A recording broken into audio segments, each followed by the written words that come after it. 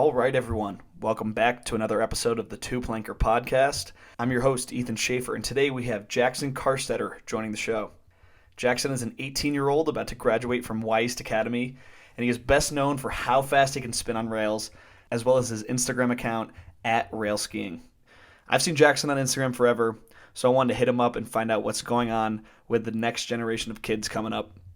As always, if you like the show, subscribe and give us a rating. Follow us on Instagram @twoplankerpod, and send us a DM if you have a guest request. That is all for the intro. Here's Jackson. All right, here we are back with another episode. And Jackson, introduce yourself to everybody. What's up? I'm Jackson Karsteter. I'm 18. I'm from Lawrenceburg, Indiana. I'm a freestyle skier. That's about it. Nice, dude. So, wanted to get you on. Last time everybody saw you was at Steel City Showdown. So, what have you been up to since then? I've been traveling a lot from Wy'East Academy back to Colorado. I did USASA Nationals the other day. I took a little bit of time off before Nationals because I thought I did something to my knee again, which is just fucking stupid. I hate that stuff. But I had an MRI and I don't have any tears, so I went to Nationals, one open rail jam, and now I'm back in Colorado just hanging out with the fam. Yeah, so what was up with this? Like, what was the national setup that you went to? Because it looked like it was just a rail jam, and I hadn't seen that before, like at a competition. So how did that whole thing work? It was USASA always does like a little rail jam for Nationals, like Nationals and like a lower level type thing, and open class is like you win $1,000 if you win it all. So I was like, it'd be nice. So I went into it, and when I pulled up, it was just 2 flat bars, a little tiny DFD, and like a big wall. I was like, it's kind of small, but it'll be fun. It was a fun event. Everyone popped off. There was a bunch of good kids there, and it was a good time. And you came out and won it, right? I did, yeah.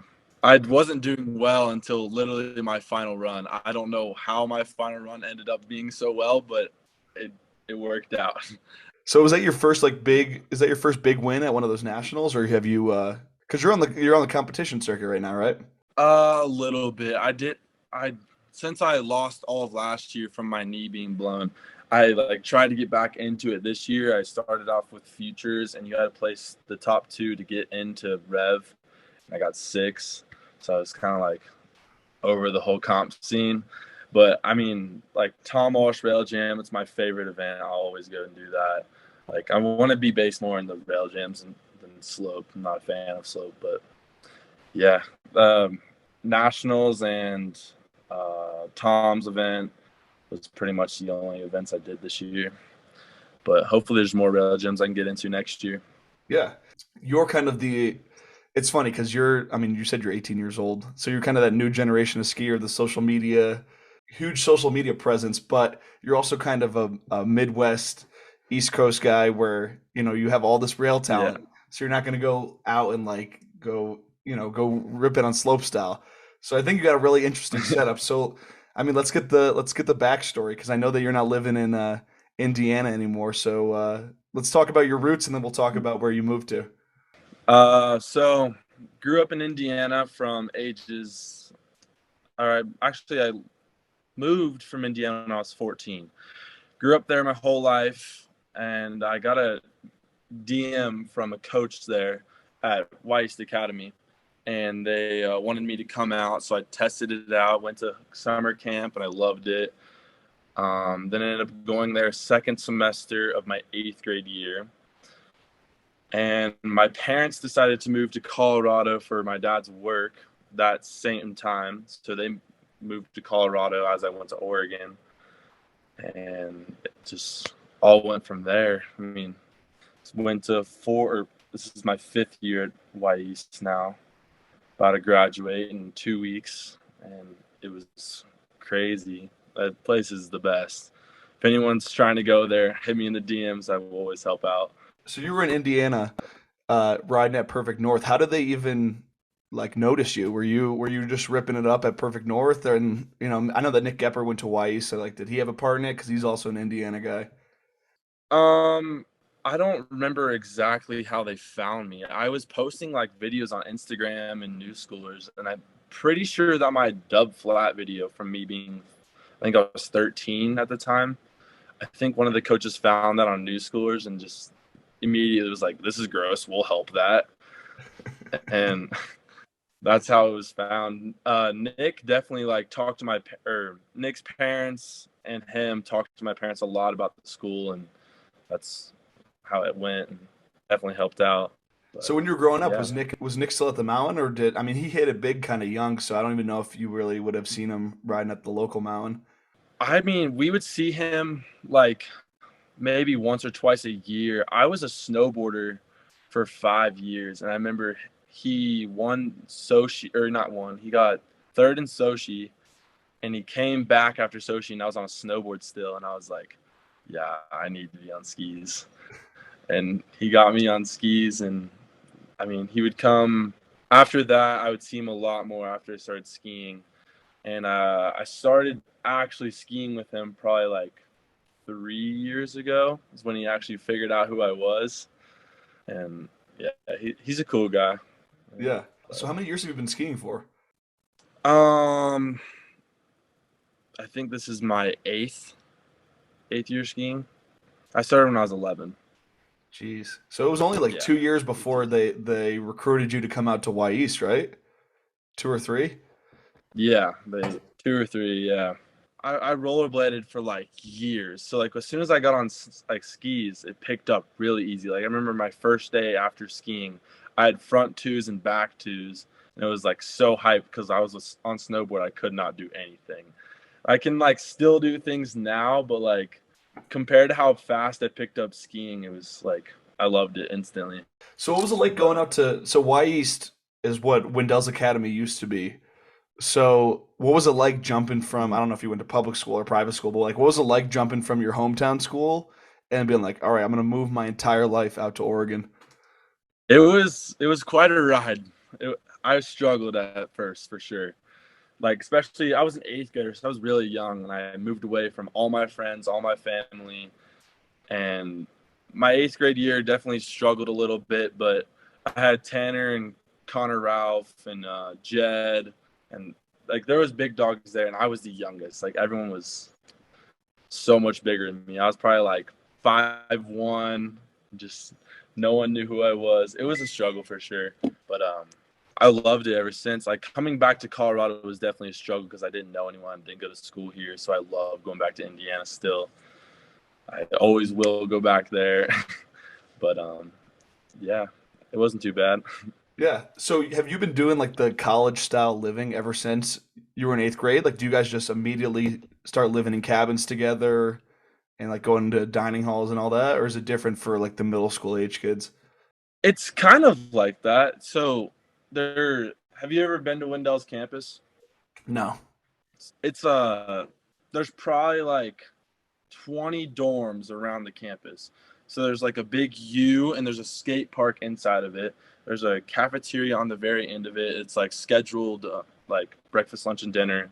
And then outside the skate park or outside the big U of cabins and the cafeteria is another skate park. And then behind that is a big uh it's called Bob. It's a indoor skate park, trampolines, stuff like that. It is an insane place. It's crazy. When I first went there, I was in shock. Like it's one of those things where you're just like, holy crap, I'm about to live here by myself. So what's the setup for classes like? Honestly, I don't even really know how these academies function because I was just a public school kid all my life. But are you doing like half days, or is the winter really light and like the fall is really heavy? How does that work? We try to make it falls really heavy and winter's really light, but usually we would ski from like breakfast is at like 7 a.m. We'd be up on hill by 8:39. We'd ski from 9 to 12:30, 1-ish, and then do school from 12 or 2 to 6. But you can like it's online school because if when we travel, we can just go to online. But we can get as far ahead as we want. I mean, sometimes you get really far behind, then you go back and sit in the class longer and stuff like that. But like right now, I've been ahead for like I'm like 3 weeks ahead. So I try and get ahead so I don't have to do it and just keep skiing and pushing content. where do they source these teachers from? Are these teachers that are like completely obviously they have to be down with this setup, but do they come from the ski industry? Are there kids in skiing? Like, how do they? What are the background of these teachers like? Most of the teachers are like skaters or mountain bikers or something, like they're in the sport kind of, but they're all really cool. Like everyone's got this vibe that they all like action sports and stuff like that. It's kind of crazy. Like, oh, there's life coaches too that are basically like your parents, make sure you don't do anything stupid and stuff like that, keep you up. And they're all like skaters, skiers, snowboarders, and stuff like that. So you can connect with them. Is there a bigger focus on getting into college, or is it all about succeeding in the ski industry? The teachers definitely do push you to like look for colleges. Like we all took our SATs and stuff like that, and they push you to submit like to colleges and stuff like that. But I put an application into the U of U and Westminster. So you want to be a But Salt Lake guy? Yep. I'm just trying to do online. I'm not too sure yet. I mean, Yeah, it's I'm funny, trying to man. figure it It's out. hard to imagine like actually really caring about SATs or any of that when you're just like going out to competitions and you're basically already building a Yeah. career and they're trying to get you to care about, oh, what's your ACT score, all that. Yeah. It's just a little bit of a backup plan for just in case is what they're trying to do. And are your parents But cool with like, all right, yeah, academics can go on the back burner, like let's go full force with skiing, or are they still like, hey man, you should really, definitely try to plan out a career in case this doesn't work out. I mean, they're definitely like still pushing for something else just in case. But I mean, they want me to be full on skiing and doing stuff like that. My parents are definitely on my ass for school. So what's your like what's your schedule look like for the school year? Are you mapping out, is your coaches or whoever at the school mapping out, okay, this week we're going to this competition, this week we're going to this competition, or do you kind of have to earn your way to each event and it's kind of undetermined whether or not you're going to all these things? Well, so they know like dates and like where the competitions are. So they'll have like a set in stone, like we may come here if there's kids eligible for it. And so like this season I didn't have enough points for like any of the big things. So I went to Mammoth. A lot of the team went to Mammoth. Um then like a couple other kids would go to like Calgary for that event for an ORAM or stuff like that, and I would stay back and go to Oregon, or I'd travel and go film. Like I went back and forth to Perfect North a lot this year so I can go and film like edits because I can get so much content there. It's insane. Yeah, I kind of just did my own schedule so I can get more content out since I wasn't competing. Cool. So I always like to get those questions in because I have like no idea what it was like to go to an academy, and I'm always just like, what is it like to be a high schooler there? But so I mean, you're on that circuit now. You're doing the whole come up within the competition circuit. Something I found out interesting about you by listening to the other interview you did was that you started the Instagram account at rail skiing when you were in eighth grade. So do you want to tell people the I story behind did. that? So I was in eighth grade. I didn't have anyone like to talk to besides Tanner and Connor. Like I was so young and I was afraid to talk to everyone else. So I lived with seniors at the time. So I would just go back to my cabin and be bored. And I remember making an account like rail skiing, and I would just post people. Like I'd take their clips, tag them, tag the filmers, and I was gaining so like really fast because back then there was like not many Instagram accounts like doing this.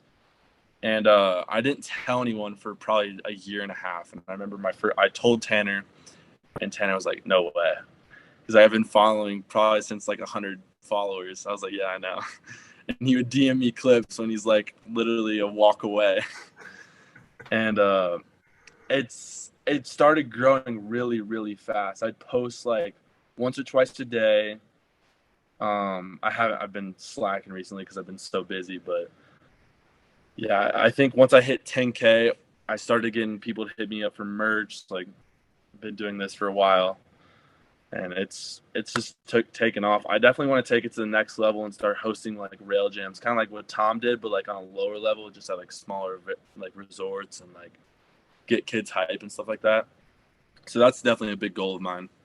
Well, were you inspired by Ski Creative or any of those other pages, or were those not even around yet? Ski Creative has been around for way longer. I was inspired by him, Skigram, and Drink Butter for sure. I think those were the only three that I like. Those are the only three I really like, honestly. Yeah. Squid skiing was a big one. He was just like, I can't do it anymore. So when you were first starting, I mean, obviously people aren't going to DM you clips. Were you just ripping clips off people's Instagrams, or would you reach out to them, and be like, "Hey, could I repost this?" Like, how does that even work? Starting that out at the beginning. At the beginning, I didn't want to be known as like the guy that just steals clips. I didn't want people thinking I was like a fake account because that's like the biggest thing I hate. So I would ask like, I think I first started posting and I asked Cal Carson and I would DM him like, "Yo, can I post this?" And he loved it, and he would send me clips too. And so I just started doing that. And then once I hit like 2,000 followers, I would like take clips from like other accounts and I'd tag them in their filmers. And like no one really like got on my ass for it. And I was like, weird, I don't need to like ask technically because it's open to the public. As long as I'm tagging them and filmers and stuff like that, like I'm not a dick for it. Has anyone Yeah, ever given you any trouble for reposting a clip? yes. Mango did. Yeah, he was really, really mad about it. I was every year I post clips for the Real Ski. Rest in peace, Real Ski. But I'd take one clip from each edit and I'd hype it up, get views and votes for them. And I posted Mangoes, and I don't even think it was like his banger trick. It was just a good clip, and I posted it. And I remember he DMing me like, "Yo, take this shit down right now." And I was like, I took it down. I'm like, "Yo, man, I'm not like trying to like steal your content. Like, I'm trying to get you votes. I'm trying to get you up there." He's like, "I just hate when Instagram accounts take stuff that I've been working on and just ruin it." I'm like, the whole point of this is to get you to win and get you votes. Like, I'm not trying to ruin your shit, man. Yeah. But I could kind of see where he's coming from, like especially since ESPN was so loose with how they would, the yeah, ESPN would take all those clips and like take them out of the edit and completely ruin the context. So I could see yeah. how he'd be like, "Oh, more of this." I get where he's coming from on that one. Yeah, I definitely see what he's saying, but the whole thing is like you're filming to put it out there on the internet. So Yeah. like with me getting exposure from my 40,000 followers, like those can go to your edit. Like I don't, it's whatever. See what he's saying though. Yeah. So on the flip side, have you ever had people, like people that weren't super big at first but have now blown up that were super stoked that you were kind of helping them get some more exposure? There's definitely like a lot of kids. Um, I feel like Walker. I feel like I posted him before he like blew up. I'm definitely not the reason why he blew up though. That kid's insane. Love Walker.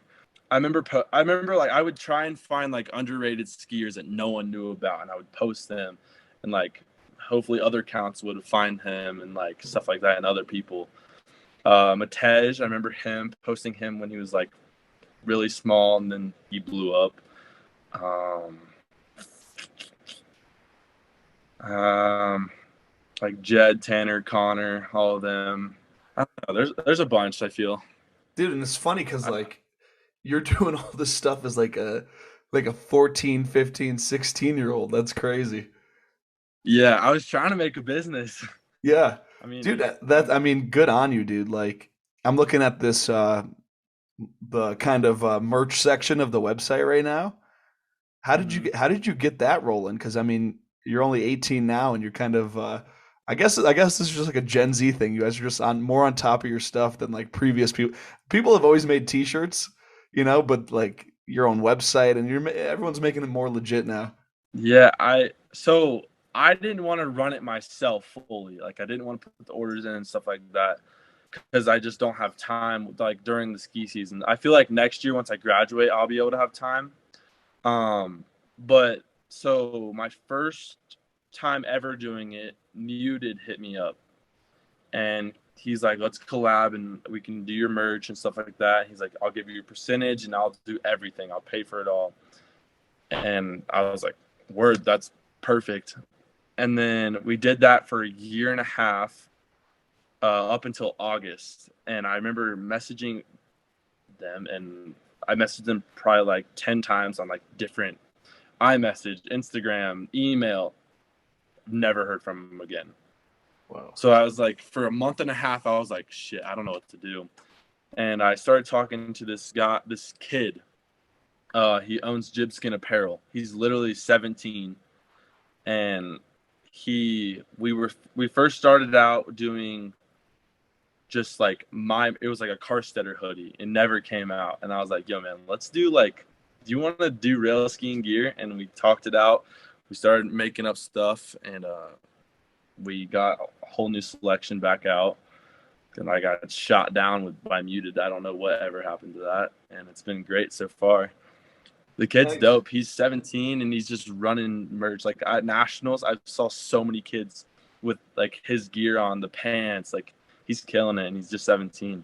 So are you making good money off this, or is this just like messing around money, just like a couple bucks here and there? As of right now, it's probably just like a couple bucks here and there. Like I really have to be on my shit to like grind, like, yo, merch now, like stuff like that. Because it's all social media based. Like no, it's not like in stores and stuff like that. So I'd have to post a lot to get more money. But I feel like as my account's growing and I get more like events going, say I like have rail gyms or like resorts have rail gyms, I want to be able to get my gear into those rail gyms they give away as prizes, which would be sick. Like Perfects did that last year, and like now you see a bunch of kids wearing rail skiing gear around, which is really dope. Do you ever post yourself on rail skiing? I think at one point I saw like a Newschoolers thread that was like, or maybe a meme, and it was like kind of talking shit about it. And you're like, dude, I'd never even post myself on my own page. Yeah, there's been Newschoolers threads recently on me, and I hate the people on Newschoolers threads. They can come at me all they want, but I just don't get it. Yeah, there was a meme page that made a meme that was like Barack Obama putting a medal on Barack Obama, saying when Jackson Karsteter posts. Yeah, that's what you saw. Yeah. But I posted myself on rail skiing, like, because when I first started it, I was like, everyone asked me who runs it. I was like, if I hit 10,000 followers, I'll post who runs it. Hit 10,000 followers, and I posted myself. And I think that was the only time I really posted myself. And then I dropped merch, and I'd put photos of me wearing it, and I wouldn't tag myself. But that's really it. Recently, Line posted me and Luke Votal's edit, and then did a collab with rail skiing because I was wearing rail skiing merch, so I did that. But that's like the only other time I've posted myself. Dude, I think all these, obviously I haven't talked to everyone, and it's funny because the person I have talked to, like Skier Dan, he doesn't fit this profile that I'm building up, but I feel like a lot of those meme pages and a lot of the kids on Newschoolers, dude, they're all like high school, high school or younger. So do you really let it get to you, or are you just kind of like, all right, that's really annoying, but whatever, I'm good. It's not the Instagram meme pages. It's the people on Newschoolers just talking shit for no reason. Yeah. And it's not even like kids. It's like older people just like on there 24/7. It's crazy. Like after Steel City is when I got on Newschoolers because I was like I posted an edit and I was just like checking up on it. I scrolled down 2, and there was 3 threads just about me talking shit. And I'm like, what? But it's all right. So what's the biggest complaint that you usually hear? Is it like the social media thing, or is it more, you're spinning like a top and people are like, "Oh, that's not where our roots are." Just both, honestly. Steel City was like people would make threads on Steel City saying that I spun too much, or I don't care. Yeah. That's their problem. And then the other thread was about I won the NS Open contest. It's like an online contest where you post your top 5 clips of the year. And I put them all in there. I won it. And then people made a thread about how they wanted to see someone else win because they've seen all my clips. Like, that's part of, like, I could have saved them, but like at the same time, I'm trying to build myself up. Like, I'm not, it's whatever. If you look at all the super unknown edits from this year, those are all clips that everyone's seen before for the most part. People just take them from they Exactly. take the best clips from their edits and just put them into one because they want to win the contest. Yeah, it's the same thing, and people are just, once someone wins that, they're just gonna hate on it. Yeah, There's hate in every. totally. But, Especially if one of oh their well. friends is in the competition too. They're just gonna be like, "Oh, what, bro? My friend totally should have won. This kid sucks." Blah blah blah. Yeah, that's how it always goes. Yeah. So I mean, People what's are your view of people are the whole social media thing? Because you're part of the generation that's coming up with a huge social media presence before you even necessarily make it big in competition. So how do you view like those two different paths within skiing? I personally love the social media side of skiing. It's just more fun, more free. I love editing, and I put out like probably 60 edits this year, which is the most I've ever done. And it was the like first, like, I didn't ski for a whole year, so like I'm glad I was able to put out that much content and stuff like that. But there's money in the social media side of skiing, and I want to find that money for sure, because I don't like the comp scene. I don't think it's fun. I love rail jams though. The vibe of a rail jam is always the best. Slope's just not it for me. But yeah, I gotta figure it out. So right now, Steel City is kind of your Super Bowl basically because it's the Yeah, biggest rail gym event. Yeah. yeah, that's my Super Bowl for sure. Whole year just working myself up to like somehow be a hall. Yeah, it's tricky, dude. Somehow gotta It's figure it tricky. out. You're competing against people that are in the Olympics. You did like, and this year you got what? So you've been in it twice. This year you got fifth. What'd you get at the first Steel City?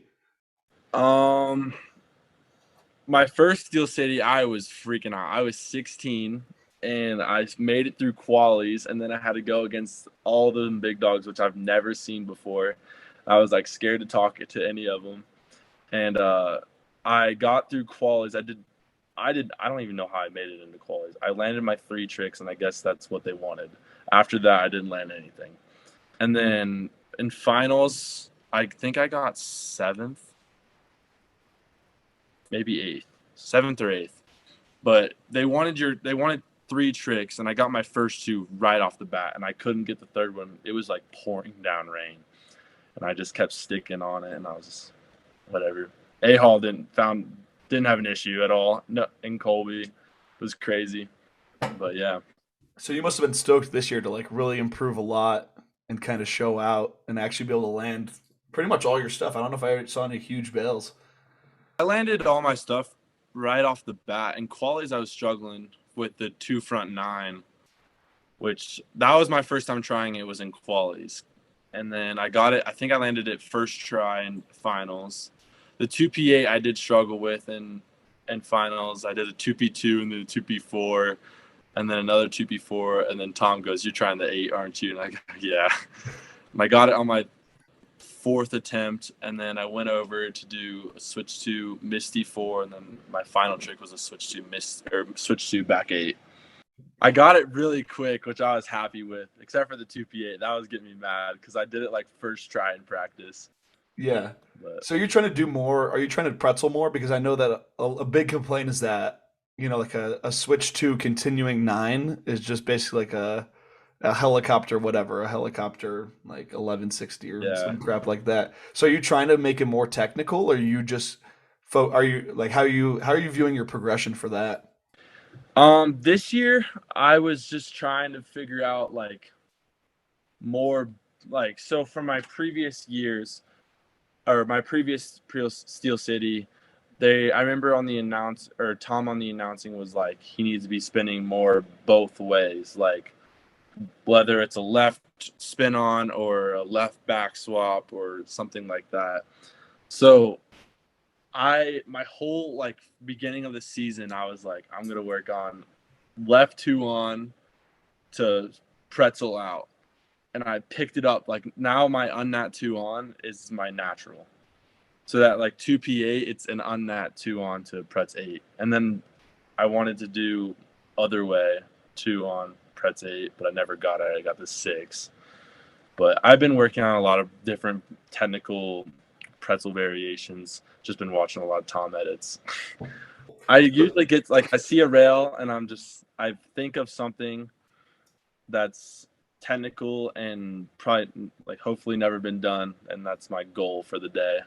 So at Perfect North, I'm just assuming growing up on the East Coast, I'm just kind of assuming what Indiana's like. Is it basically just the park is just all rails and there's no big jumps, and that's how you got so filthy at rails? Pretty much. I mean, they have like 4 parks, which is insane for how small the resort is. There's a rope tow, and then there's another side of the rope tow, and then recently they have this red lift, which is usually like their big hill, and they're on the left side of it. There's a jump line, and I'd say you could probably do like a switch 5 to a cork 9 on it. And then on the blue lift, that's like their big rail features. But on the left side of it, there's a small or an AM jump and the pro jump. And I mean, even at this year's Big Air, there's a snowboarder tried to triple on it. So like there are like kids doing doubles on it. I did a dub row 9 on it this year. In the previous years, I've seen dub 12s. So like it's been done. If you ever go back and watch Chris Laker edits from like 2009, 2012, he did all 4 dub 12s on a Perfect North jump. Sometimes they can build a jump, but they are known for their rails for sure. Yeah. In terms of the competition scene, you only like you're the rail guy. You want to keep doing rail jams, all that. And so, Mm-hmm. I mean, for the time being, you're not going to be able to. You're realistically not going to be able to make a ton of money for that. So, are you still going to pursue the social media side of things, and how does that work? Because I see that you're linked up with Line, and is that because of? It's not because of comp stuff, right? It's because of your social media presence. Through line. Yeah, or just any sponsorship, really. Like, how are you getting linked up with sponsors if slope style, for example, isn't your focus? So most sponsored athletes these days, or like most sponsors even, are like looking for kids on social media to like promote their gear. Like most kids are found through social media. So Line found me my beginning of my sophomore year, and that's really when I started cranking out um like content. Like that summer, I would go and hit my dry slope for like 3 hours a day, and I'd post a clip every single day that whole summer. And Line eventually hit me up, and we started talking, and then they sponsored me. Then all the rest of my sponsors came through um,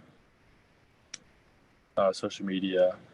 But I think my route in that I want to take is vlogging, whether it's not even skiing, because I like doing other things too, like death diving, like cliff jumping, wakeboarding, surfing, like skating and stuff like that. So I want to start vlogging this whole summer. Vlogging and skiing is the hardest thing for me. I cannot dedicate myself to do because I always want to film Instagram stuff, but it's hard because I don't have anyone else like with a camera following me around all day. But hopefully one day that'll be sick. Who are some skiers that you think are doing the vlog thing really well right now? Because I know there's a couple of them out there. Shout out T Blake. T Blake's grinding that. Um, Andre's doing really well in it. I honestly can't think of many skiers that are vlogging. Like I can only think of 2, just Andre and Tanner. But yeah, my favorite's Tanner. I love Tanner's vlogs. That, It's a good vibe. that's awesome. So you guys sponsored off of like backyard clips, which I feel like is something that these younger Pretty much. kids like will be really stoked on. So I mean, was that ever your intention, or were you just super stoked when you're posting all this dope stuff and people start, companies recognize like, oh, this is sick, and we could just chuck him some gear and he'll be promoting it every time he posts. I mean, it's kind of like that. I mean, line. I remember I was posting clips with my lines. They were shattered.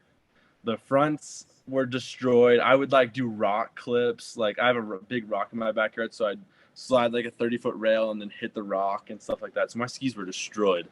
And Lion was like, we'll give you some skis and stuff like that. And then Wear Leathers, he he sponsored Toph a long time ago with Jed and Tanner. And then I hopped on that social media wave, like doing duo edits with them and stuff like that. And they kind of just picked me up with that. And now I have a rail skiing code with them. The rail skiing and me with Wear Leathers is like two separate things, which is sick. Like he's doing a great job with that. And I love that. Doesn't make me feel like I'm just getting used for rail skiing.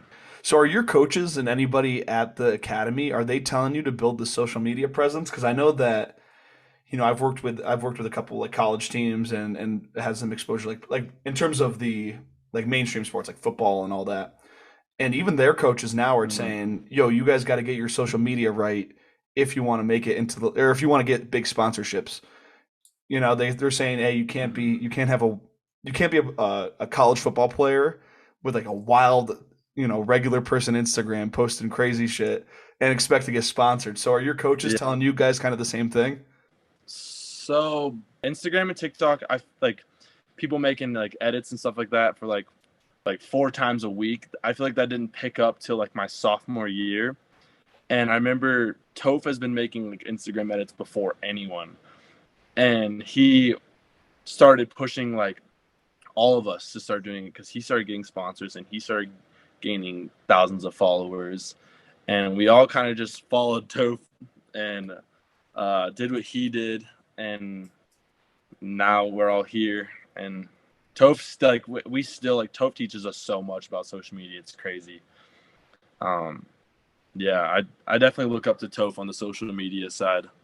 That's sick. I didn't even realize that he was a coach there. So you have him as one of your coaches. Who else do you have? Who else is coaching at Brian McCarthy, he doesn't like post or anything, but he's a goat for sure. He's been there since my 8th grade year. Toph came my freshman year. Toph is the man. Love them both. Dude, it just makes so much sense now that you have like him being your coach and having it just everything's like clicking together now. Yeah, everyone says that once we say it. Toph's always like filming us and we film him. It's the best. It's always about. Where do you guys ride? Do you do anything with the school during the summer, or is summer just you could do whatever you want? So they do a summer academy, or you can do summer camps. I like to only go for like a week or two. I like to have a summer and like do other things. But you can go out to Hood all summer if you want to. I haven't done like last summer I didn't get to because I had surgery. The year before I went out for 2 weeks and then I did the dub out of the rail and hurt my shoulder. And then the summer before I forget what I did that summer. I don't know. I just had a bad last 3 summers apparently.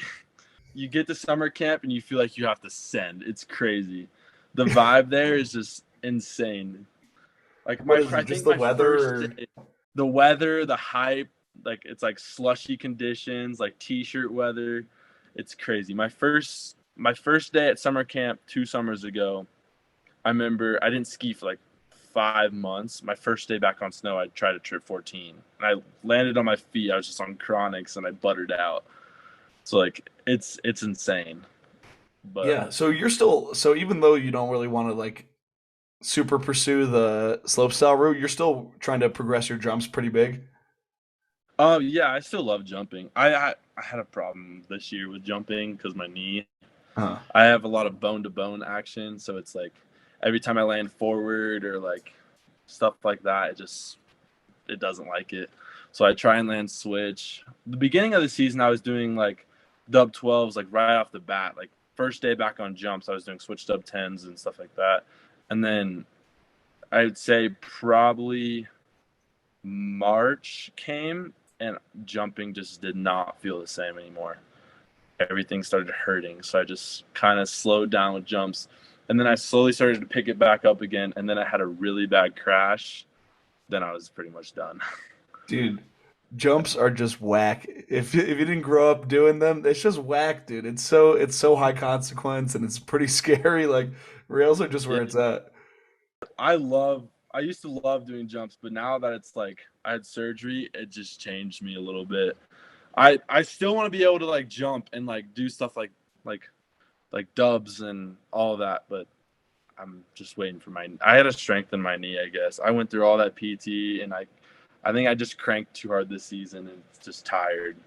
Yeah, dude. But Now that I'm getting older, like I see what Skier Dan and all those older guys are saying. Like the guys that only butter now, I'm mhm. getting to that point where I'm like, oh, I'd rather just like hit a rail and learn something new on rails than try to learn something new on jumps.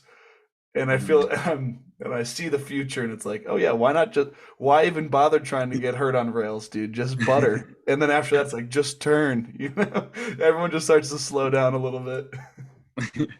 Yeah, I mean Toph is like I think he's 35 now, and he's just still like cranking out butters and doing rail tricks like both combined. I don't know. That man has visions of tricks in his mind that no one else could think of.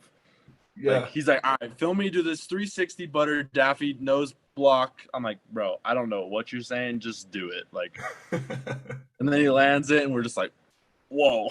Yeah. Dude, and so I mean some guys have been on that kick since like they were young. You look at like Garrett Russell or like all the traveling circus guys, like Rob Oh Hewley, yeah. everyone just trying to ski creative rather than trying to ski, as Mhm. hard as possible and learn the hardest, most technical tricks. Like some people just enjoy having fun and just learning something goofy kind of.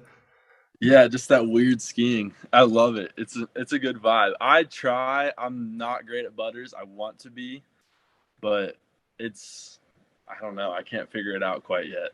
Dude, I don't know. The only thing, I kind of like your thing, like just being super sick at rails. Some people it's like some people hate on it, like, oh, like you're not well rounded or whatever, but I don't know. Not everyone needs to be the exact same type of skier and do the exact same trick. Some people can just be really good at, one specific like thing, like yeah. really good at jumps, really good at rails, really good at butters, like you were saying with Toph. So I don't know. It's cool. It's cool. It'd be sick to have like some type of like with the type of skiing that I have now, but add a little bit of flavor to it. You know what I'm saying? Yeah. Like there's always something that I want to like add, whether it's like I'm my nose butters. I don't even like they're not even like a true nose butter. It's almost like I'm hopping to switch, just like surfacing almost. But I'll hop the switch to like a switch 2 on, it's like a nose bud 4. But I want to be able to like press it and then do something like insane out after it. But I got to figure it out. I'm not great at it yet. Dude, you got so much time for growth. Like you're just wrapping up high school. That's wild. Yeah. So I mean now like a lot of dudes your age, like you guys view edits as like just clips posted on Instagram with some music overlay. Do you ever plan on posting something like holding on to clips for longer and then releasing like a longer edit on YouTube, or is YouTube more like where you want to do like behind the scenes mixed in with skiing with the vlog stuff?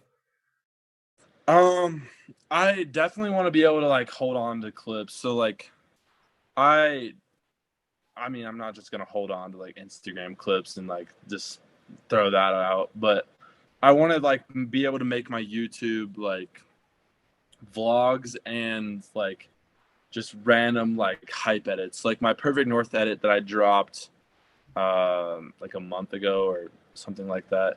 I saved all those clips. Me and Donovan Duffy, we went out for a week straight and we filmed all that. And I saved them. I made the edit, and I was super stoked on it. And I dropped it, and I feel like people were just like, we need more of this." Because there's not many like of these edits that we can like go back and watch. And I was like, all right, I love doing it. Like it's fun because I can like because after we're like done filming with the camera, we can go and get iPhone clips and I can just post those. Like obviously different tricks because I don't want like people to get tired of the same stuff. But yeah, You ever think about bringing any of this stuff to the streets and filming an urban edit? Because I feel like if you could lace up even one of these insane tricks on like a huge closeout, that'd be legendary. Like a 9 out of a closeout, that'd be nuts. I've I've been wanting to get in the streets, but it's been hard with like the academy because they don't really like us to do that when we're there. It's a big liability, which Yeah. is fair. So I think once I graduate and I'm able to go out and do all that, I'm gonna do one.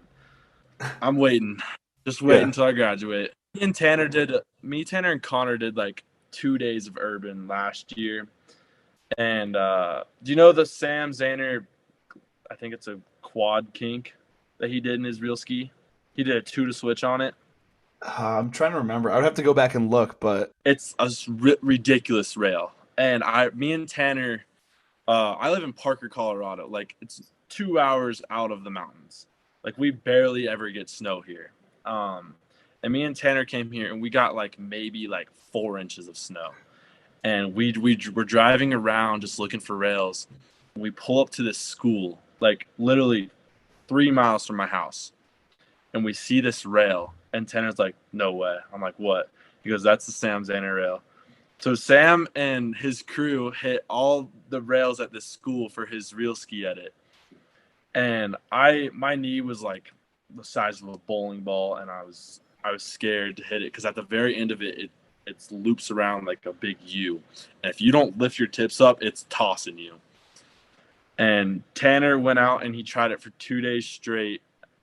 Or the first day it like got dark, so he didn't do it, or he couldn't get it. And then the next day he got like fourth try, and it was just a straight slide to forward. But that's like our first time ever hitting urban. We were so hyped, but we want to like be able to take it bigger next year. dude, and that's sick that your first like real real time doing urban was a rail that you guys recognize, like kind of an iconic rail from somebody else's part. That's super sick. It's crazy that it was literally 3 miles away from my house too. It's like the banger of his edit, and it's 3 miles down from my house. I had no clue. It Dude, goes that on is to like a football field. It's like probably like a 60-foot long quad kink. yeah, I'm watching It's it now. ridiculous. This thing is insane. It's the closer for his real ski. Yeah, the two to switch. Yeah, that is It's so nuts. sick. Yeah. And then there's I think he did a 2 on 3 up or a 2 on Superfed or something like that. It's on this DFD. That's literally right across the street from the quad kink. Yeah. Damn, And bro. that one did, like when we were trying to hit it, there was not enough snow. We just wanted to hit it and be like, yo, I think we could probably do some bigger stuff once we have snow. But they had a winch too. We didn't have a winch. Me and Tanner just were pushing each other. Yeah. Oh, dude, that's so fun. Did you even post any of the clips, or was it literally just you guys having fun? Tanner posted some stuff on Instagram. I made a little edit. We hit this like little church rail and something else. I did a super fed and some, I don't even remember. I think it was a front six. And I posted that, but it was just like for fun. Tanner vlogged it all and made a vlog out of it. It's pretty hype. He's like, I did this rail. It's the Yeah. caption of it. That's awesome. This is like just a random thing I was thinking of because I can't imagine doing urban without filming it. Are you when you're in the park and you're just you're spinning like over 1,000 degrees on a single rail? Are you always filming that? Or are you doing that same thing even when there's no camera? I mean, there's days where I want to take hot laps and stuff like along that line. But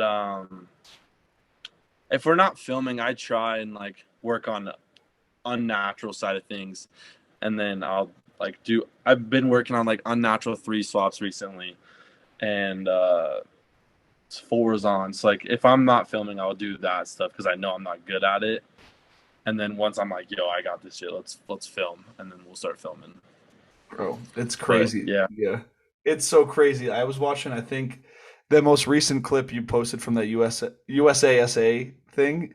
You did like a three Mm-hmm. swap. You did like a three swap on a down rail. It didn't even have a kink in it or anything.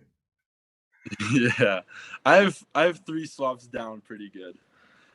I kind of treat them like it's a four, or like so with blind three ups, I treat it like it's a four on almost. I get on, I just bend my knees as soon as I get on, and I just bounce. So I land like it's a 4-on. I suck at 4-ons. I don't know why. Can't do them. But it's for the 3-up, that's probably why I'm bad at 4-ons, is because of my 3-ups. But I land and I'm just locked on. My body is just like ready. Like it just felt like a 2-on, and I can do whatever out. And I figured that out. And my first time ever doing a 3-up on a rail, it was on this shitty little flat rail at Ski Bowl. And I did it, and like no one back then ever really did 3-ups on flat rails. So that video that I posted, it like blew up. So I got really good at that, and I started doing more of that on like more bigger rails. And that's now kind of my thing. I just do it on any rail. Yeah. It's funny that you say that you don't like 4-ons to rails, because I'm thinking of like Will Wesson, who's also really good at rails. And I think it was, I don't remember if it was in a podcast or I think it was in a slush. It was in a slush video because somebody did a 4-on. He's like, yeah, I don't do 4-ons basically. So why is that Yeah. that people that are nasty at rails just don't, or some people that are good at like really good at rails just don't like them.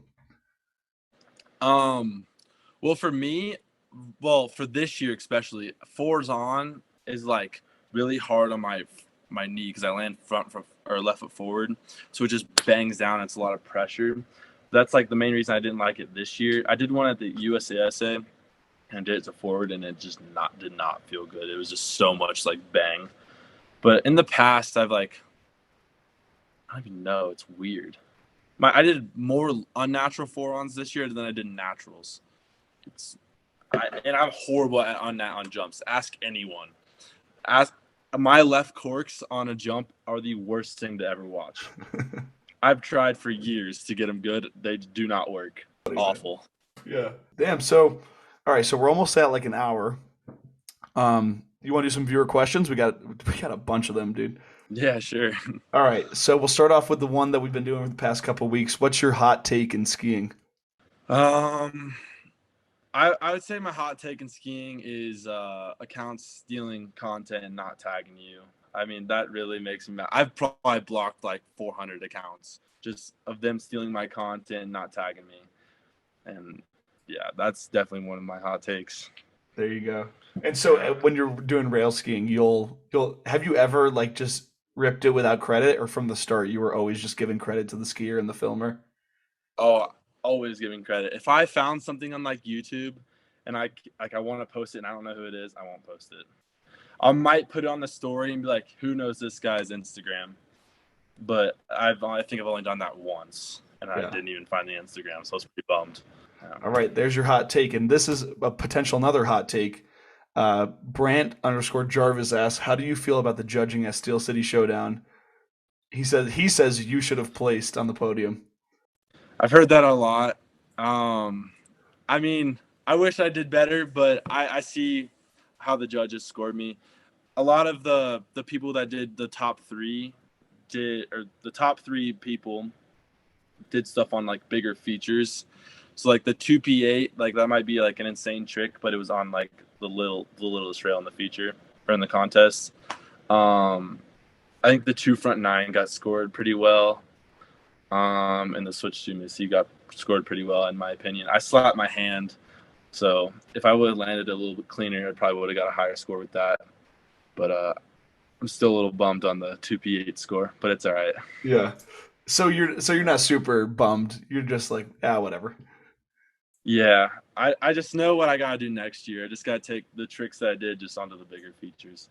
I just didn't want to like that big battleship rail. It was very inconsistent, and I didn't want to waste the whole contest doing that. So I was just like, if I do something on these 3 rails, which I have on lock, just insane, maybe it'll boost.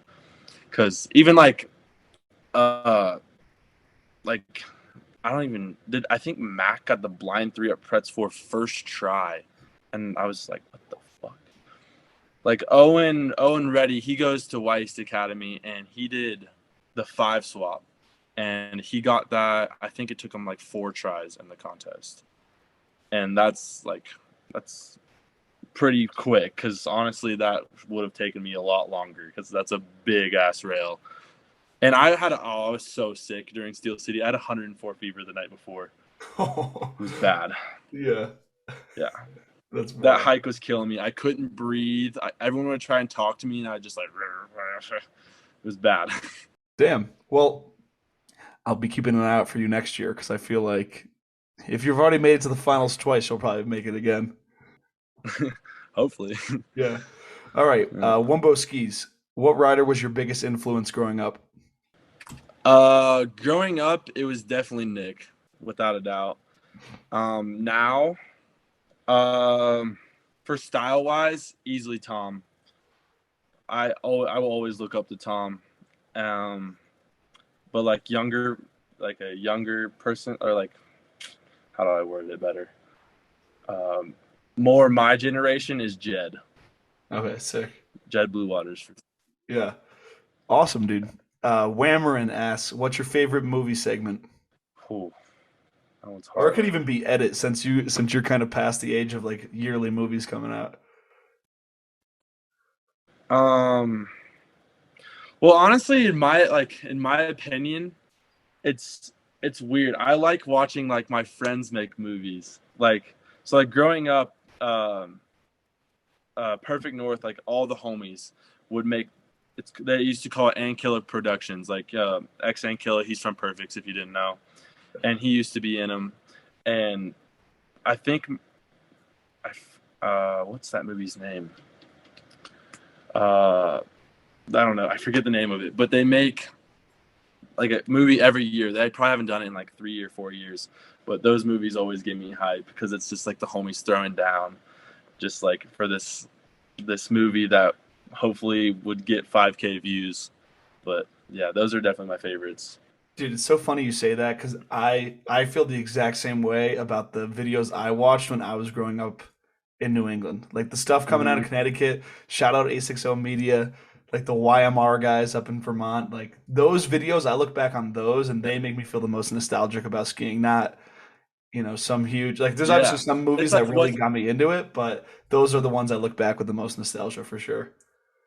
Oh yeah, it's like what got you to love the sport. Like all your homies just like doing what they love and just throwing down. Yeah. That's it's what it's all about. What was Ankilla like when he was younger at the mountain? Whole different person. Like it. That's not the same dude. Really? Like Like what was different? um, his style completely changed. Um, I don't know. He just wasn't like now. He's very outgoing, as you can tell. Uh, Back then, I don't know. I don't know how to describe it. Um, yeah, it's like if he was in high school, just like a high school guy, and then funny. He was super funny. I loved his style. Like I looked up to him as a style, and then he changed to like really, really swerve. But he used to do like the nastiest 50/50s I've ever seen. Like if you go back and watch any Ankilla Productions movie, he would like switch 50 any rail or like 180 on 50 like disaster rail. Like it was nuts. No one That's could 50/50 like him, like that I've ever seen. that's super sick. Like rails that are like this skinny too. I'm like, what? Yeah, I'll have to go back and watch some of It was those. crazy. The one that I'm thinking of is called Somnium. Somnium. That's what it's called. Somnium. I don't even know what it stands for, but it's called Somnium or something like that. All right, I'll go watch that one. Luke O'Brien asked if you could only hit one rail the rest of your life, what kind of rail would it be? The either the roller coaster rail at Meadows or the swoosh rail at T Line. Only if the swoosh rail was like 10 feet longer. If I was able to get a swap or something on the swoosh rail, that rail would be insane. But as of right, that rail is like very short, so you just get on, then you flip off. Yeah, But if that rail is 10 feet longer, my dream rail that's sick. We have one for of those. sure. We still have one of those at Ski Sundown back in Connecticut. Even though I only got out there like once or twice this season, but we called it the Unbo, and it was like probably 20 feet, and it's just this huge. It just boosts you right off. Like I love watching clips from Oh those yeah, because like when I was younger, the kids that would throw down were throwing down on that rail and just sending crazy stuff out of it. Yeah, it's like a dream. Like if they would put that rail on a knuckle, that would be my jump. That's all I need. Yeah. But I would never hit a jump again. I would just hit that thing. Yeah. Jack Cady asks, "What's your favorite trick done on your summer setup?" I think I did like a 3 transfer rail. I did front up onto the first one, and then front up onto the second one again, to back swap onto the third one, to a front swap front two. I think that was probably the hardest one I've ever done. Yeah. Because it was like 3 different transfers and then it was a quad swap, and I landed it and I'm like, that was on accident. The back swap between it was not on purpose, or not on not on purpose. Yeah. So How that's many definitely, tries does a trick like that take you on a backyard setup? oh, I that backyard setups can kill you. Uh, I usually would spin sometimes. Like I'd get a rail in my mind and a trick in my mind, and I would usually try that for usually an hour, and then if I don't get it within the hour, I go and take a break, and then I'll come back out, or like somehow try and make a little tweak in the rails that maybe it was messing me up. But if I don't get it within an hour, I'm just raged out and I'm over it. I'll end up breaking a rail with my skis. Yeah. All right. Dylan Schroeder, what's your favorite tofu loaf memory? Oh, there's so many. Uh, I love when Toph, like I've like the at the academy, everyone's learning new stuff, and Toph's always filming. So I've seen the most gnarly slams, and Toph's just giggling. His giggle is the best thing about him. It's so good. There was a kid named Angus. We were at Park City, and he was doing a switch cork. We set it so early, and he did like a switch 180 backflip and a half straight to his head. And Toph screamed in like a laughing matter, and he bounced back up and looked at Toph and just started laughing again. And Toph's just screaming and laughs. So like those are definitely like my favorite moments with Toph. Yeah. That's awesome, dude. He sounds like a If good you go, guy. if you go through like any of my clips, you can like hear him screaming most of the time. I think I might do that. I think I might make like a video of all the Toph laughs and just put it on YouTube. Yeah. I think that'd be a great video. Dude, if you were one of the SoundCloud kids, you would use that as a sample in one of your songs. Oh, that'd be fire too. All right. Jake Doobie asks, he said, ask Jackson about his car getting stuck this summer. Oh, yeah, that's a story. Yeah, what was Um, happening with that? so so my we were fishing at this pond, and you have to drive, or if you want to like bring your car down there, you have to drive like down this, not, it's like a kind of steep hill, but it was just like straight grass for like a mile. And I just have a Honda Accord, so like it's front wheel drive, it's small, lowered. um and we were fishing, and we were vlogging the whole thing. It's the best thing. And I wanted to go up to the gate to get my friends, and my buddy was filming me go up to the gate because I was burning out. And I guess I landed in Indiana that day. I guess the night before it like rained like 5 inches, and I didn't know. And I was driving up the hill, and I slowly started sliding down into the pond. And like once I got like probably 5 feet from the water, my buddy gets up against the car and stops the car somehow. And he's filming too at the same time. And we start freaking out. I'm still in the car. Everyone's like, don't move, don't move. And I got like all my friends in Indiana have trucks. Like there's like 2 of us that have cars. So every single one of them pulled up with a truck and all tied up to me. And we sat there for probably a good hour. And because we were like, if I go in, you're all going in. And eventually we just sent it and we got it out. But that was probably the scariest moment of my life. I freaked out for sure. That's pretty good, man. And you said that's on YouTube now? Yeah, it's in one of my vlogs. I have to go back to vlog and I miss it. Yeah, But yeah, it's in one of my vlogs. sick. So we had a bunch of questions about getting good at skiing? This is probably the most I've seen from people asking for advice. So Cade Lee asks, what do you do to help prevent getting burnt out, and what has helped your progression the most? Um, to help from getting burnt out. Um, I've never really thought about that. Wow, that's a question. Um, I would just say try not to make everything about skiing. Do other things. Yeah. What was the other question? And then the other one was, what has helped your progression the most? I'm I've always said this to kids. I swear, slack lines get you good at rails. Oh wow. Slack lines is the key to rails. I was a big slackline kid growing up, and I I stopped doing it for years. And then when quarantine hit, I bought 4 slacklines because I broke them all and I loved them. And I started to get back into slacklines. Then I tore my knee. But I think this summer I'll buy another slackline because they're fun. Yeah. So But and Killa asks, he says, "What's your biggest insight for strong footwork on rails?" So is that also slacklining or is that something else?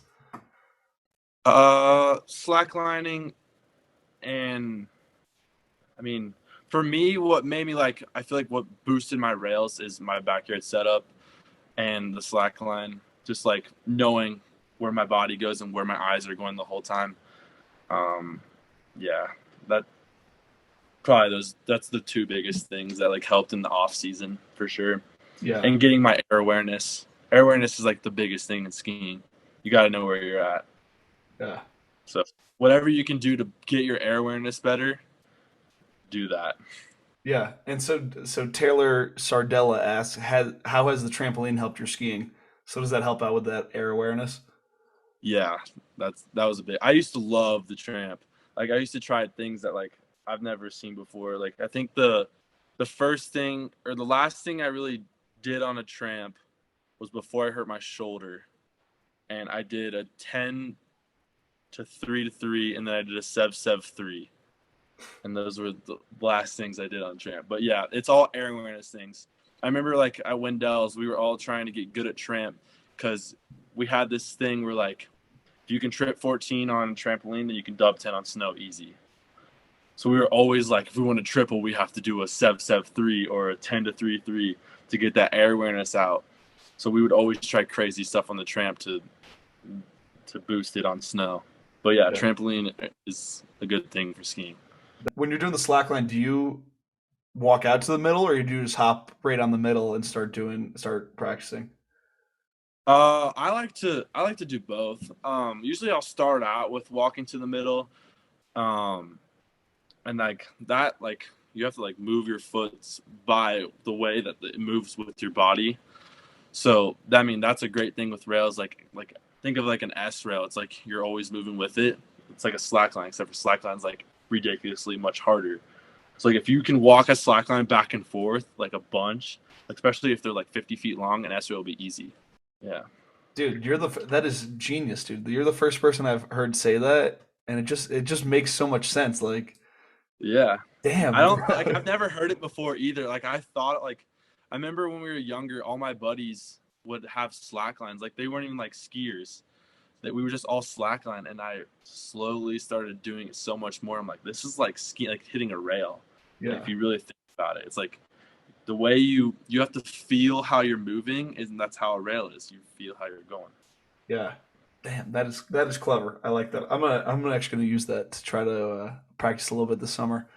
Um, Hell yeah.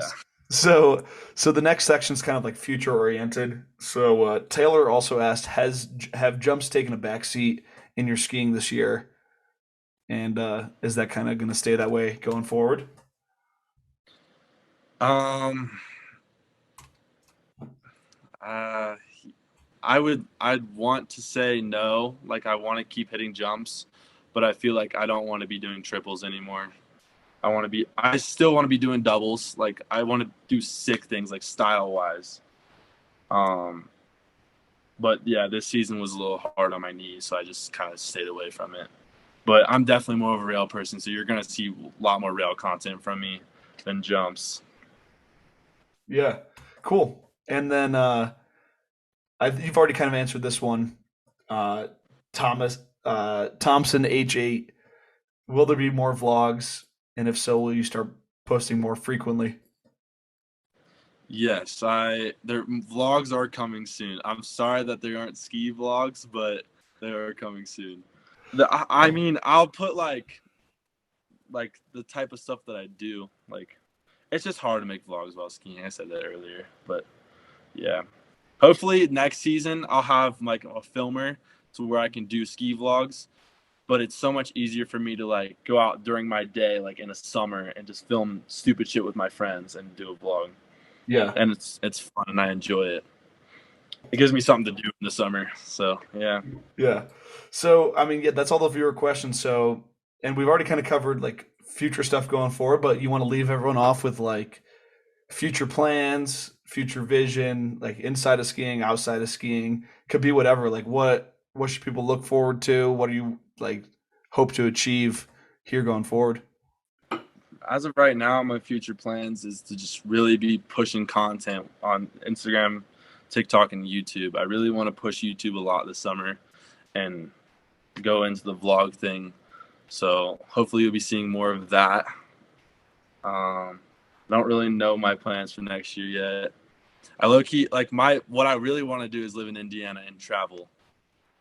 I just want to be like based there and like travel from everywhere else. Because like if I live in Park City, like there would only be Woodward because they're getting rid of Three Kings. Um, I don't know. I love the vibe at Perfects, and I can ski there and still travel, and I'd want to do that. Yeah, But you're 18. We still got a lot of time to watch it. So I feel like this was like a good base. We're setting a base for you to like look back on and be like, oh yeah, when I was 18, I thought I was going to do that, and then I ended up doing something different, or I ended up doing exactly that. So, dude, want to thank you for coming on today. This was it was awesome to get to talk to you. I'm sure the Perfect North kids will be really happy because they've been blowing up my DMs about this. So, yeah, thank you, man. no problem. Yeah, it was fun.